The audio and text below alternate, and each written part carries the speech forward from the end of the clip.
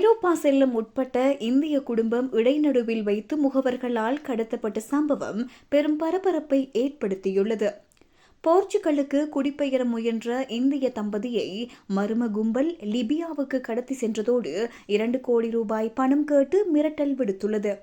குஜராத் மாநிலம் மெக்சானா மாவட்டத்தில் உள்ள பாதல்பூரா கிராமத்தை சேர்ந்தவர் கிஸ்மத் சிங் சாவ்டா தனது மனைவி ஹீனாபென் 3 வயது மகள் தேவன்ஷியுடன் போர்ச்சுகலில் குடிபெயர திட்டமிட்டார். இதற்காக போர்ச்சுகலில் வசிக்கும் தன் சகோதரரின் உதவியுடன் முயற்சிகளை மேற்கொண்ட போது முகவர் ஒருவர் உதவ முன்வந்துள்ளார். இதையடுத்து கடந்த 29ஆம் திகதி அகமதாபாத்திலிருந்து துபாயூடாக போர்ச்சுகல் செல்ல நடவடிக்கை எடுக்கப்பட்டுள்ளது. ஆனால் போர்ச்சுகல் செல்வதற்கு பதிலாக வட ஆப்பிரிக்க நாடான லிபியாவின் பெங்காசிக்கு சாவ்டாவும் அவரது குடும்பமும் கடத்தப்பட்டனர்.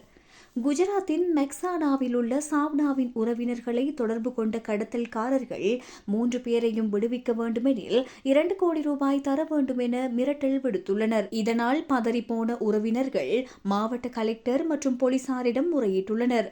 அதன் அடிப்படையில் கடத்தப்பட்ட சாவ்டாவையும் அவரது குடும்பத்தையும் மீட்க நடவடிக்கை எடுக்கப்பட்டு வருவதாக மெக்சானா கலெக்டர் பிரஜாபதி தெரிவித்துள்ளார். போர்ச்சுகலுக்கு சட்டவிரோதமாக குடியேற முயன்ற போது நடந்த இந்த சம்பவம் சட்டவிரோத குடிவரவின் ஆபத்துக்களை மீண்டும் எடுத்துரைக்கின்றது.